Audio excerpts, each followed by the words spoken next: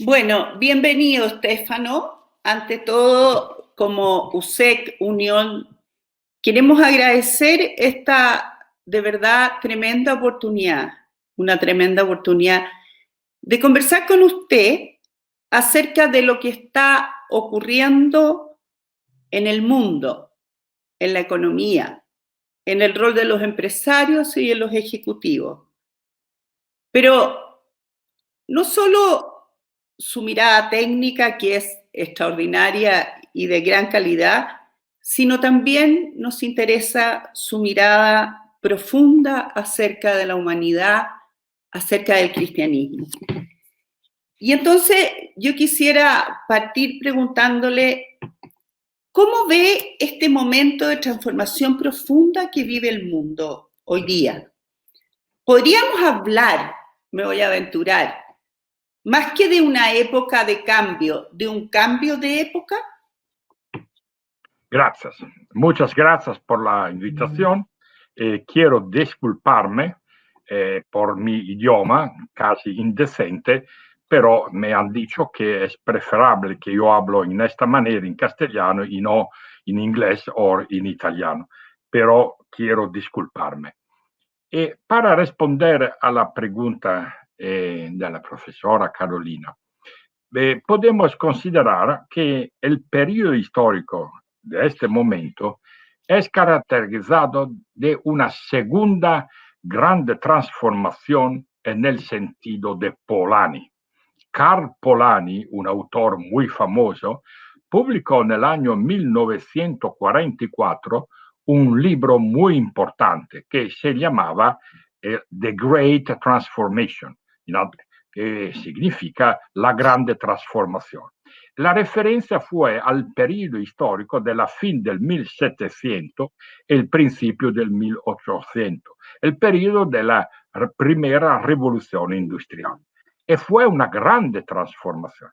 Hoy vivimos la segunda grande transformación en el mismo sentido, la transformación de la sociedad industrial a la sociedad postindustrial, la transformación caracterizada dal hecho de la cuarta revolución industrial, la revolución de las tecnologías del digital, de la inteligencia artificial, etcétera, que son novedades absolutas, y la periodo de un otro hecho que es la globalización.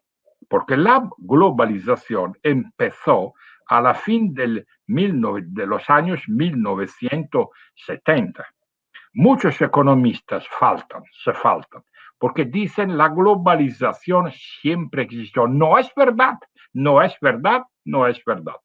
Porque tiene una fecha de bautismo, que es noviembre 1975. En el castillo de Rambouillet, cerca de París, fue organizado el primer G6, los 6 países más desarrollados del tiempo. Los 6 países fueron Estados Unidos, Canadá, Inglaterra, Alemania, Francia e Italia. Y en aquella ocasión, los 6 tomaron la decisión de empezar el proceso que algunos años después fue llamado globalización. Este periodo es un periodo verdaderamente particular, que hay fenómenos estructurales que nunca existieron antes, porque antes de hace 40 años no existía la inteligencia artificial, no existía Internet, no existía la globalización y, sobre todo, no existía todavía la difusión de aquella cultura que es la cultura del individualismo. El individualismo es una novedad. Empezó en los Estados Unidos y de los Estados Unidos se difundió en otros países. Pero antes existía el personalismo. Y los católicos tienen que saberlo. El personalismo de Maritain, el personalismo de Mounier y de muchos otros. Pero el individualismo hoy en día es la palabra llave. Entonces, para concluir, esta es la razón por la cual vivimos un periodo histórico nuevo. Esta consideración es importante porque nos ayuda a no desesperar. Tenemos que ver la confianza, porque tenemos muchos problemas. Pero si sabemos que este problema existieron también en el pasado, va a considerar el periodo a la fin del feudalismo, Claro. el principio del humanismo. No fue una transformación radical. Es la misma cosa, como he dicho, como Polanyi dijo, al tiempo de la primera revolución industrial. Entonces, no tenemos que haber miedo, porque tenemos la capacidad, en particular los empresarios tienen la capacidad de resolver los problemas que hay, problemas muchísimos, y que aflictan, que caracterizan este momento histórico. Respecto a eso, Stefano, has tocado una frase y nos has llevado a una mirada mucho más histórica. Claro, uno piensa hoy en la pandemia, pero este es un tema mucho más profundo. ¿Qué rol? Se me ocurren dos preguntas. Primero, preguntarte cómo o qué peligros y qué oportunidades ves en este nuevo tiempo. Gracias. Para ser sintético, tres frentes de problemas tenemos hoy en día en nuestra sociedad, más o menos en todo el mundo, en particular occidental. El primero es el sentido del trabajo y la falta de trabajo. Este es el primer problema. El segundo problema es el deslineamiento entre democracia y mercado. El tercero es el problema de la aumentación estructural de las desigualdades. Voy a caracterizar cada uno. Perfecto. Primero, trabajo. Hoy todo el mundo se preocupa de la falta de trabajo. Sabemos, más o menos sabemos las razones por las cuales hay una falta de trabajo, ligada a la cuarta revolución industrial. Pero casi ninguno se preocupa del otro aspecto, el sentido del trabajo. ¿Cuál es el sentido del trabajo hoy? Esta consideración nos ayuda a considerar que dos son las dimensiones del trabajo. La dimensión adquisitiva y la dimensión expresiva. Estos son términos un poquito técnicos, pero todo el mundo puede comprender. ¿Qué es la dimensión adquisitiva? Que cada uno de nosotros trabaja para obtener la ganancia para comprar lo que es necesario. A esta dimensión corresponde el concepto de trabajo justo, la justicia del trabajo. Un trabajo justo es el trabajo que garantice a cada trabajador el suficiente necesario.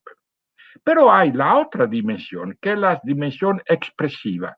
¿Qué significa? Significa que a través del trabajo, nosotros, los seres humanos, exprimen su potencialidad, exprimen suya capacidad de interpretar la vida. A esta dimensión del trabajo corresponde la noción del trabajo decente. Me encanta esa expresión. La expresión trabajo decente fue introducida hace 21 años dal Papa Juan Pablo II. Y después las Naciones Unidas, ILO, International Labour Office, que está basado en Ginebra, ha adoptado estas. Entonces, lo que pasa es que es posible que un trabajo es justo, pero no decente. Este es el desafío hoy en día. Es un problema muy delicado con las mujeres. No es bastante decirle a una mujer que tú trabajas, tiene un salario a la fin del mes justo, pero si la organización del trabajo entre las empresas es tal que tú como mujer que tiene niños a casa no puede garantizar la cura, el amor que tiene, tú podrías decir que la justicia hay, pero no hay la decencia. Este es hoy. En el pasado no fue así, porque en el pasado, al tiempo de León XIII, el problema más importante fue el problema de la justicia. Hoy el problema de la justicia hay todavía, pero no es el único. Porque si yo te va a ofrecer un trabajo que te garantice una ganancia buena, pero tú estás humillado todo el día porque tú no puedes realizar tu potencial de vida, que tengo que decir que el trabajo no es decente. Esta es la primera. Me parece muy interesante esto que tú planteas y quiero detenerme porque es el gran tema que hay hoy día en Chile, esta casi elección de la mujer entre el trabajo y la maternidad. Y eso me parece a mí que no iría en la concepción del trabajo decente, en dar las condiciones. No, es verdad. En efecto, hay excepciones, afortunadamente. Sí. Pero yo hablo en general, hay todavía esta mentalidad materialista. Persona piensa que la única cosa importante de la vida es el dinero, la plata, que es importante, sabemos, pero no es la única, porque no se puede humillar a las personas. El segundo desafío es lo que he dicho, el desalineamiento entre la democracia y el mercado. Este es el punto del cual se ocupa Papa Francisco nella Fratelli Tutti nel capítulo quinto. El capítulo quinto de la encíclica Fratelli Tutti es una novedad absoluta, porque es la primera vez que un documento oficial de la Iglesia Católica habla de la política, directamente, no indirectamente. El título del capítulo quinto es Por la mejor política. Este es el título. ¿Qué significa este? Significa que hoy podemos saber países a donde hay una economía de mercado, también de tipo capitalista, sin democracia. ¿Cuál es el ejemplo? Lo sabéis. El ejemplo se llama China. Esta es una novedad absoluta. Yo no entiendo por qué muchos profesores no entienden este punto. Porque hasta tiempo reciente, el mercado y la democracia fueron como las dos caras de la misma, las dos caras de la misma medalla. Porque la democracia tenía la tarea de controlar el mercado. Vamos a considerar la enseñanza de Keynes cuando inventó el welfare state. ¿Por qué el welfare state? Porque el Estado tiene que garantizar cosas minimales que el mercado no puede hacer. La novedad de hoy es que tú puedes ver un mercado sin democracia. El viceversa no es posible. En fin, el tercer desafío es el aumento inexorable sobre el tipo de las desigualdades. Atención a no confundir la pobreza con la desigualdad. Este es el error más frecuente. La pobreza significa que hay personas, hoy en día son 800 millones a nivel mundial, más o menos, que tienen hambre, que no pueden comer suficiente. Esta es la pobreza. La desigualdad es una otra cosa, es la distancia entre un grupo social y los otros. Ahora sabemos que en los últimos 30 años la pobreza se bajó mucho. Hace 30 años los pobres a nivel mundial fueran 3 billones. No va a olvidar, nunca olvidar. 3 billones. Hoy son 800 millones, que es gran cambio. Pero al mismo tiempo, la desigualdad que se puede mesurar con el coeficiente de Gini, se llama así, va a aumentar. Este es un punto fundamental. ¿Por qué? Porque la desigualdad es peligrosa. Es peligrosa en un sentido económico y político. Es peligrosa desde el punto de vista político, porque los desiguales van a hacer, en comas, la revolución, que van a ser fenómenos que vemos cada día en nuestros países.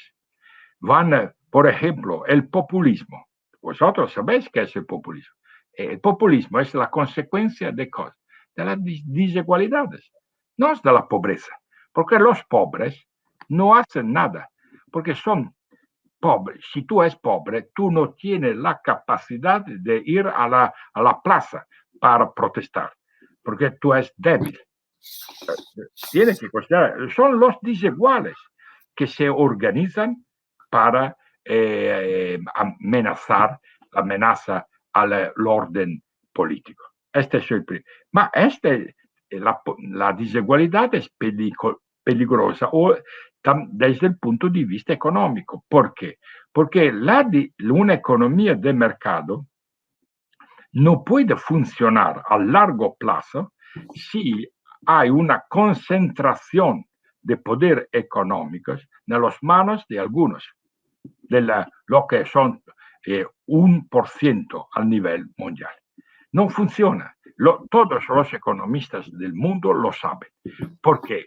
Porque la economía de mercado, para funcionar, requiere la competencia, la concurrencia, lo que se llama competition.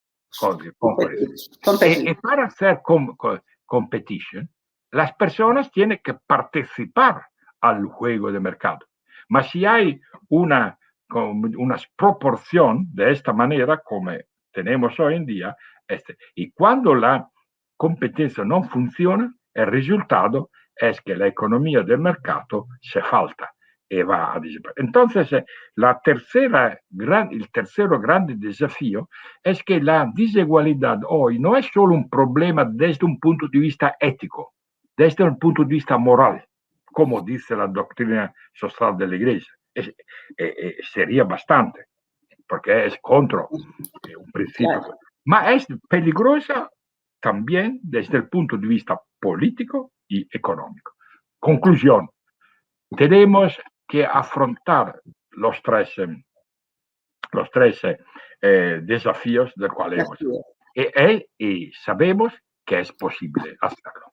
Chile es un país que ha tenido un descontento, un malestar social, con números de superación de pobreza, como tú decías, con un sistema de mercado capitalista que ha subido los números, pero que hay un malestar, probablemente por lo que tú dices de desigualdad.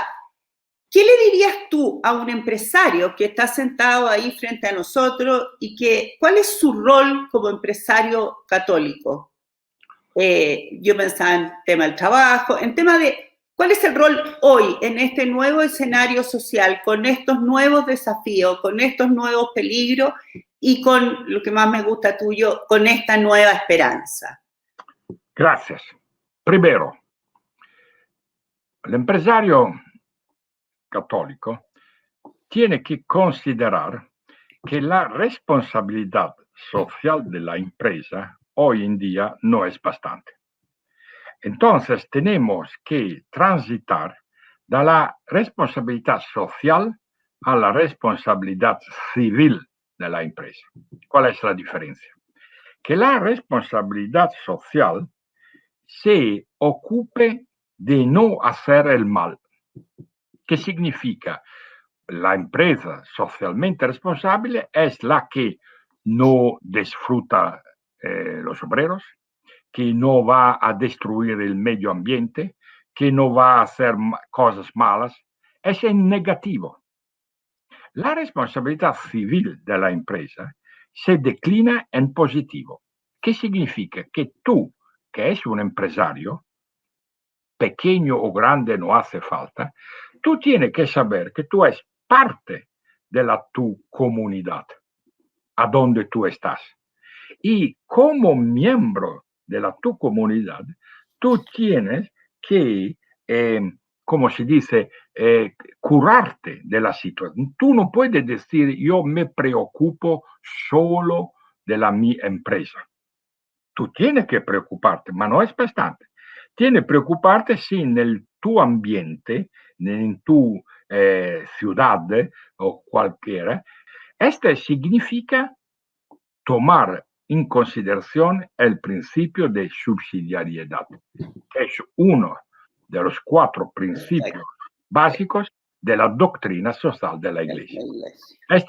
¿Por qué? Porque la empresa hoy es un agente de transformación que transforma no solo su propia empresa, ma también el contexto a donde la empresa opera. Esta es la razón por la cual nell'enciclica Fratelli Tutti, Papa Francisco, non un otro, ha escrito: la tarea del empresario es una noble vocación, una nobile vocazione in italiano. ¿Entiendes o no? No ha dicho es un noble trabajo, es vocación. Que significa que las vocaciones no son solo las vocaciones religiosas, ma también la vocación empresarial. Este es el primero consejo que yo podría dar. El segundo es de modificar entre las empresas mismas el modelo de organización. ¿Qué significa? Pasar del modelo de organización de tipo taylorista a un modelo de organización, como se dice, horizontal, no vertical. Esta es una importantísima modificación. Yo conozco en mi país algunas, no muchas, algunas empresas de empresarios católicos que han realizado esta conversión del modelo organizativo y los resultados son increíbles porque se realizan una aumentación de productividad y las personas son contentas. Este es el punto, son felices porque se entienden que el laboro en la empresa no es un laboro que te va a crear humillación, mas que te desarrolla.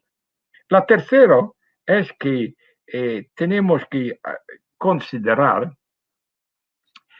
la transición del concepto de responsabilidad como accountability, se dice así en América, al concepto de responsabilidad como cura. En otra manera, cómo tomar cura de los otros, cura del medio ambiente. Y la palabra, la parábola que viene es la parábola del buen samaritano. Este es el refrán. De otra manera, la responsabilidad como accountability significa que yo soy responsable por lo que voy a hacer. El otro concepto, la responsabilidad como cura, yo soy responsable por lo que no lo voy a hacer, aunque que yo podría hacerlo. Es completamente diferente. Completamente diferente. Este es nosotros, para concluir, en el lenguaje de la Iglesia, un conto es el pecado de omisión. Exacto, eso estaba pensando. Estefano, cuando tú nos llevas a esto, nos sacas del rol legal, nos llevas a otra dimensión, nos llevas a una dimensión profundamente cristiana y profundamente, como yo siempre digo, no hemos venido al mundo a no hacer daño, hemos venido al mundo a dejar una huella, a ser causa segunda, ¿no es cierto? ¿Qué relación harías tú con una palabra que hoy día se usa tanto, que es la dignidad de la persona. Secondo il funzionalismo, el valor de una persona depende da lo que la persona hace, lo que hace como funzione. El concepto di dignità de persona es diferente. Tú vas a evaluar una persona no por lo que hace, ma por lo que es. ¿Qué significa? Recuperar el principio de fraternidad. Porque la dignidad viene del hecho que todos tenemos la misma paternidad. Este es el fundamento de la fraternidad. La dignidad viene dall'alto, non dal bajo.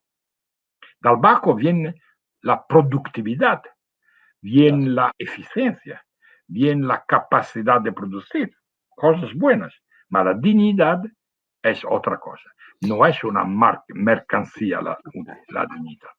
¿Qué hacemos? Y quiero ser bien concreta, en un país donde tenemos sindicatos muy complejos, donde el empresario es muy mal mirado, donde parece que la propiedad privada incluso está en cuestión. ¿Cómo poder construir cristianamente con un ambiente adverso, donde pareciera que todo lo que venga de la empresa es causa del mal social? ¿Cómo lo ves tú? No, es verdad lo que tú has dicho, pero lo que tú has dicho está basado sobre algunas, ¿cómo se dice? Equivocaciones, errores, que son errores conceptuales, porque no es verdad, porque la empresa se nació en el sentido moderno del término, como sabéis, al tiempo del humanismo, a donde la Italia, Florencia, fue la capital. Nel 1400, l'umanismo civil es el periodo histórico a donde se nació la empresa. Antes no existía. Antes existían, no sé, los que trabajaban la tierra, los artesanos, ma el concepto de empresa, como lo entendemos hoy, se nació en aquel periodo. La empresa es un factor de transformación positiva, porque la empresa se nace para crear valor y el valor puede tomar una forma particular, que es la forma de la renta en la empresa capital, o otras formas. Pero lo que pasa es que todas las empresas tienen una obligación moral, crear valor. Hoy en día, lo que he dicho hasta ahora, esta es una paradoja, es una paradoja. Es mucho más comprendido de empresarios que no son cristianos de lo que son cristianos. Es una paradoja. ¿Por qué? Porque yo tengo relaciones con grupos, en particular americanos, de grupos que significa asociaciones de empresarios que no son cristianos. Algunos son ateos, otros son protestantes, otros son judeos, etc. Ellos entienden mucho más que cuando voy a hablar a los católicos. ¿Cómo se explica esto? Se explica porque demasiadas veces los católicos piensan que para ellos, para hacer las obras, como se dice, de caridad, la filantropia, etcétera, es bastante. Pero no es verdad. No es verdad, porque la doctrina social de la Iglesia habla a todo el mundo, no solo a los católicos. Y muchos empresarios católicos piensan que su deber es finito cuando van a dar a la fin del mes o a la fin del año un montón de dinero para esto, para lo otro. No, ma es importante la filantropía, ma no es la característica del empresario. Porque si un empresario católico, como he mencionado antes, va a modificar el modelo organizativo, ma este es mucho más importante que dar un poco de dinero. Porque si yo voy a modificar el modelo organizativo, voy a hacer contenta familias, chicos, niños, etc. Si voy a operar el principio de subsidiariedad, este es lo que sé, porque la idea de reducir el empresario católico a uno que va a dar un poco de dinero a una iglesia o a un'altra no es bastante. Y los otros hoy en día lo han aprendido. En conclusión, yo que quiero decir es que el mundo católico tiene que recuperar la confianza en sus principios básicos. Y el mundo católico tiene que no utilizar el moralismo. ¿Sabéis qué es el moralismo? Me encanta que digas eso. Exactamente. Tenemos que utilizar nuestra cabeza, nuestra inteligencia, porque a la fin la economía es una ciencia particular, una ciencia social, pero es científica. No podemos continuar diciendo, tú vas a decir, como se dice, la preghiera, a rezar cada día, cada domingo. No. Tú no puedes hacer y tener, por ejemplo, hacer cosas que son, como hemos dicho, contra la dignidad humana, contra la familia, contra las mujeres, etc. Stefano, me parece fascinante lo que nos propones porque es una transformación radical. O sea, el católico no es el que cumple un conjunto de normas. Exacto. Es el que vive a la luz de Dios y transforma el mundo. Me parece tú entiendes todo, Carolina. Tú eres inteligente. No. tú entiendes. Porque este es el punto. Me produce demasiada atracción lo que estamos hablando. Creo que es demasiado fascinante oír esta mirada proactiva del cristianismo más que de decir nosotros no hacemos esto, nosotros hacemos esto. En un mundo, y a mí me interesa mucho lo crático, es decir, en un mundo de una organización horizontal donde cada persona puede florecer, aparecen muchas cosas nuevas, ¿no? Aparecen ideas que a veces, claro, pretender que 4 personas en la jerarquía tengan más ideas que 4.000 es no entender la profundidad de la naturaleza humana, ¿no? ¿Cómo ves tú esto en la sociedad del conocimiento donde además lo propio y lo exclusivo va a ser la creatividad, la innovación? Y te lo pregunto porque tú hablas de la importancia de los jóvenes. ¿Cómo ves eso? Yo leí algunos artículos tuyos sobre la importancia de la juventud y me parece un muy lindo tema para terminar. Gracias. Tú has utilizado una palabra en esta pregunta muy importante, que es la palabra felicidad. Tenemos que saber que cada persona, desde el principio de los tiempos, tiene un fin último, que es la felicidad.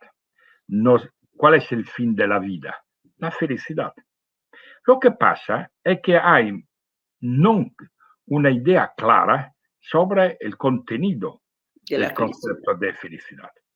Una palabra de clarificación es la siguiente. Todas las palabras que empiezan con fe, fe, tienen la misma raíz. Fémina, felicidad, fertilidad, fecundidad. ¿Qué significa? Que significa florecimiento. Eso es importante. Todas las palabras que empiezan con FE implican florecimiento. Algunas veces en una manera, como se dice, material. Otra manera, como por ejemplo cuando se va a generar el fetus. El fetus es la misma raíz, etc. Entonces, lo que pasa es que a partir del fin del 1700, una corriente de pensamiento filosófico, que es el utilitarismo, que fue inventado del filósofo inglés Jeremy Bentham, el año fue 1789, el año de publicación de su libro. hizo y Bentham fue el siguiente: si tú quieres la felicidad, tú tienes que maximizar la utilidad. Este es el principio de todos los malos, que son malos porque no es verdad. No es verdad. Porque la utilidad es una cosa, la felicidad es una otra. Ma Bentham, él pensó, probablemente en buena fe, yo voy a creerlo, que para ser feliz, tú tienes que producir siempre mucho más utilidad. ¿Y cómo se hace para más? Por ejemplo, la maximización de la ganancia. ¿Por qué tú tienes que maximizar tu renta, tu ganancia? A llamarlo como quieres. Porque muchas personas piensan que si yo soy mucho más rico, tengo que ser mucho más feliz. Es verdad. El cambio apareció en el 1974, cuando el economista americano Richard Easterly, que es todavía en vida, publicó un papel muy importante sobre la American Economic Journal, que es la revista más adelantada. Desde él se nació lo que se llama la paradoja de la felicidad. Exacto. ¿Qué demostró Easterly con referencia a los datos americanos? Que al inicio, cuando tu ganancia es muy modesta, si tú vas a aumentar la ganancia, aumenta la felicidad. Pero después de una, como se dice, threshold en inglés, de un cierto nivel de ganancia por año, por cabeza, un ulterior aumento de la ganancia va a disminuir la felicidad. La curva es como una parábola, que es prima ascendente y después descendente. Fue una revolución cultural, 1974. Y el nivel que identificó en aquel tiempo Stern fuera de $22,000 por año por persona. Per capita. 22 corresponden hoy en día a 36,000, por considerar la tasa de inflación.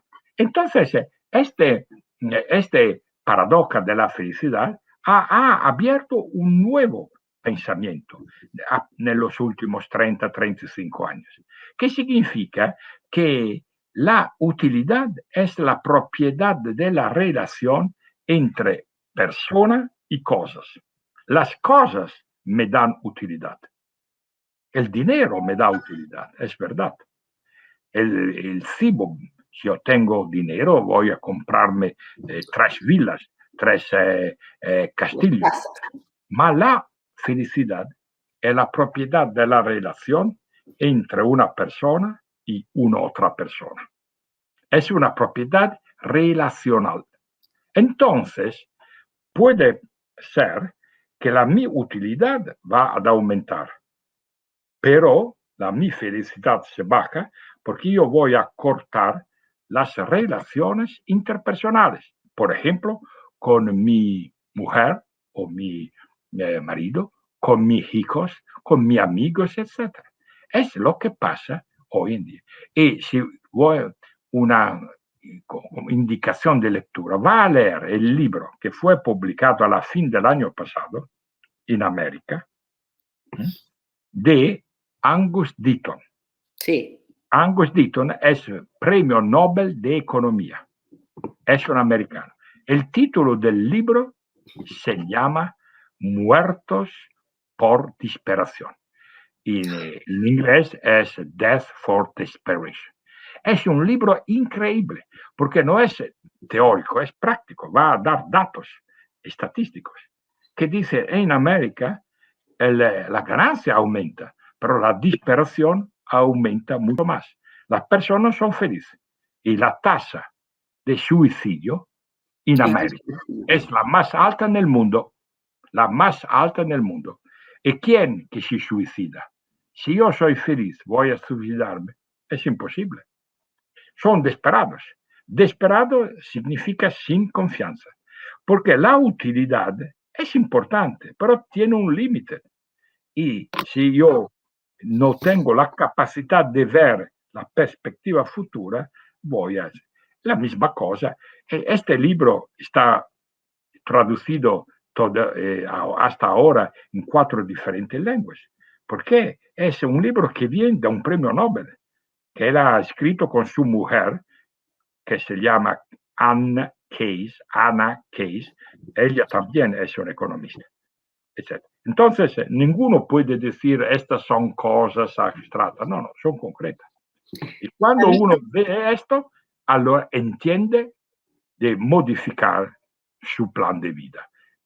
Yo lo que veo en muchos círculos de personas, yo veo que cuando se habla en esta manera, muchas personas dicen, ya, es verdad, yo no lo había pensado, pero yo voy a confirmar que los datos estadísticos nos indican. Esta es una perspectiva de confianza sobre el futuro. Y si un cristiano no cultiva la confianza, ¿quién tiene que cultivarla? Bueno, esa es a mí me emociona lo que dices. Yo llevo muchos años hablando de este tema y digo que la felicidad depende de la calidad de los vínculos, ¿no? Y eso hoy día es un lujo. Yo quiero agradecerte esta preciosa conversación. Gracias, muchas gracias, Carolina. Muchos deseos a vosotros. Está siempre en alegría. Está en alegría es muy importante.